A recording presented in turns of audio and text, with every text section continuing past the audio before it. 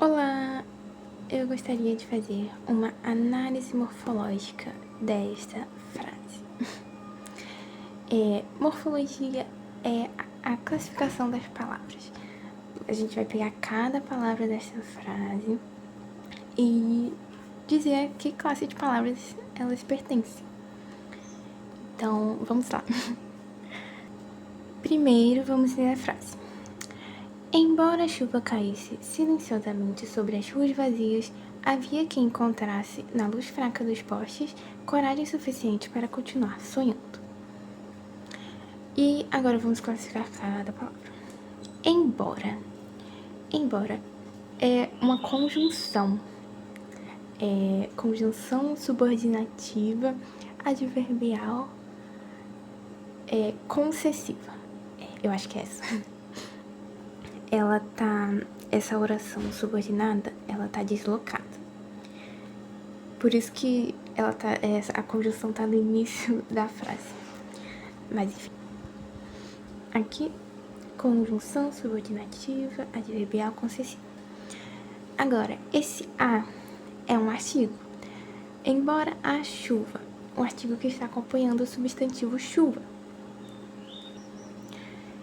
E esse artigo é um artigo definido. Bom, como eu disse, chuva é um substantivo, né, galera? E é um substantivo concreto.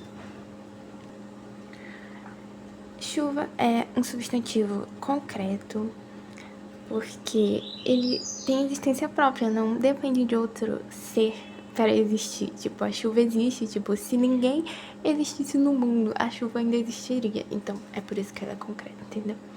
E também é comum porque não é própria, porque substantivos próprios, eles iniciam com letra maiúscula e, enfim, designam coisas específicas. E chuva é uma coisa genérica, né? Tipo, enfim. Simples, porque só tem um radical, é uma palavra. E também é primitivo, porque é a menor palavra da família. E é isso aí. Agora, caísse é o verbo cair. Eu botei um amarelo bem claro, que eu acho que não tá dando pra ver direito. Mas, enfim, é um verbo cair. E ele está conjugado no pretérito imperfeito do subjuntivo. E isso é muito fácil de ver porque por causa desses dois S's que tem no final. Esse final SSE é característico do pretérito imperfeito do subjuntivo. Prontinho, pretérito imperfeito subjuntivo. Não dá pra ler, né, galera? É porque tá muito clara essa cor. Bom, agora, silenciosamente, todas as palavras que terminam em mente, com esse sufixo mente, provavelmente vão ser advérbios, tipo, na maior parte das vezes, eu acho que na verdade sempre, mas eu acho que nunca dá pra falar sempre na língua portuguesa, tá ligado? Então, na maior parte das vezes, na maioria das vezes, 99% das vezes, as palavras terminadas em mente vão ser advérbios. Então já dá pra saber que esse é um advérbio. Silenciosamente. Embora a chuva caísse silenciosamente, de modo silencioso. Esse silenciosamente, ele tá ligado ao verbo cair. Olha aqui, galera. O silenciosamente está ligado ao verbo cair. Ele está dando uma circunstância para o verbo. Não é só, embora a chuva caísse. Ela caísse de modo silencioso. Entendeu? Prontinho. Advérbio de modo.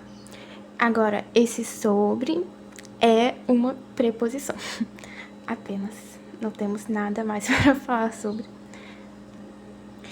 Esse as é um artigo. É o mesmo daqui. Um artigo definido, só que ele tá no plural, né? Porque ele acompanha uma palavra, um substantivo que também tá no plural, que é o substantivo ruas. E, gente, desculpa por estar tremendo. É porque eu tô segurando o celular na mão. E também está frio, estou com frio, estou tremendo de frio. Bom, como eu disse, galera, ruas é um substantivo e ele está no plural. É um substantivo concreto, assim como a chuva. Ruas é um substantivo concreto, porque ele existe sem precisar de outro ser para existir, né? Tipo, as ruas vão continuar existindo, mesmo se ninguém passar por elas, entendeu? Tipo, isso, elas não precisam de outra pessoa pra existir. Enfim, outra coisa. Ele também é um substantivo comum, porque designa algo genérico. E também é um substantivo simples, porque tem apenas um radical. E é primitivo, porque é a menor palavra da família. Agora, esse vazias está ligado a ruas.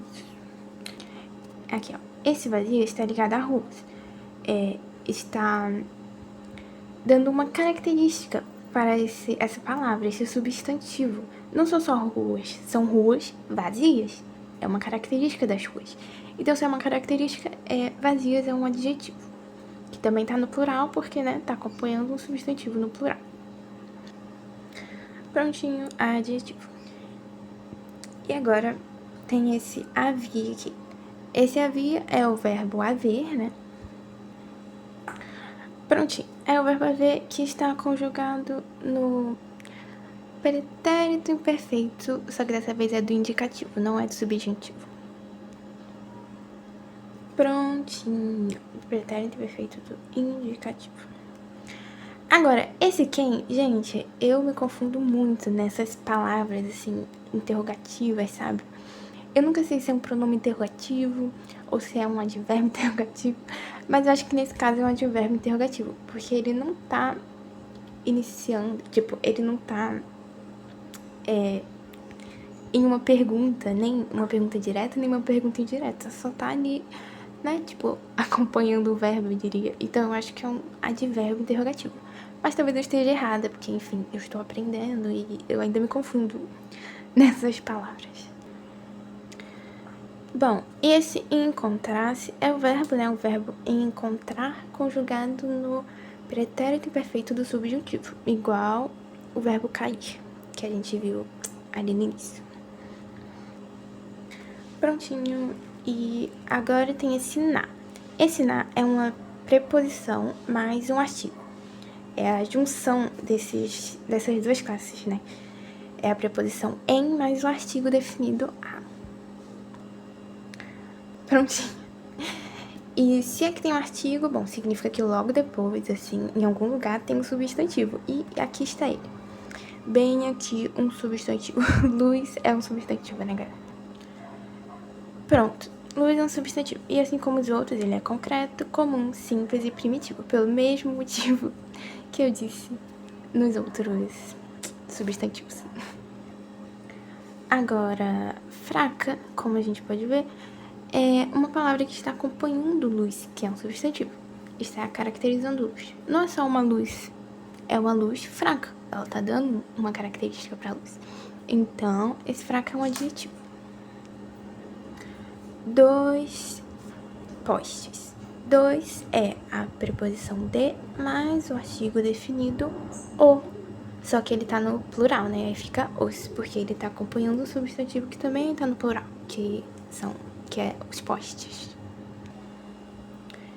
E postes, como eu disse, é um substantivo, né? E ele é concreto, porque ele tem existência própria. Ele é comum, porque não é próprio, né? Ele designa algo genérico. E ele também é simples, porque é apenas uma palavra. E ele é primitivo. Eu acredito que poste é primitivo, porque é a menor palavra da família. Tipo, é a palavra que dá início às outras. E coragem também é um substantivo. A coragem. Como eu disse, coragem também é um substantivo, só que é um substantivo abstrato. Por que abstrato? Porque ele não designa algo concreto que tem existência própria. Para a coragem existir, precisa de outra pessoa. Tipo, precisa de uma pessoa para sentir a coragem. Tipo isso. Ela não existe sozinha. Então, é por isso que ela é abstrata. Ela também designa um sentimento, né? Um sentimento. Então, por isso que é um substantivo abstrato.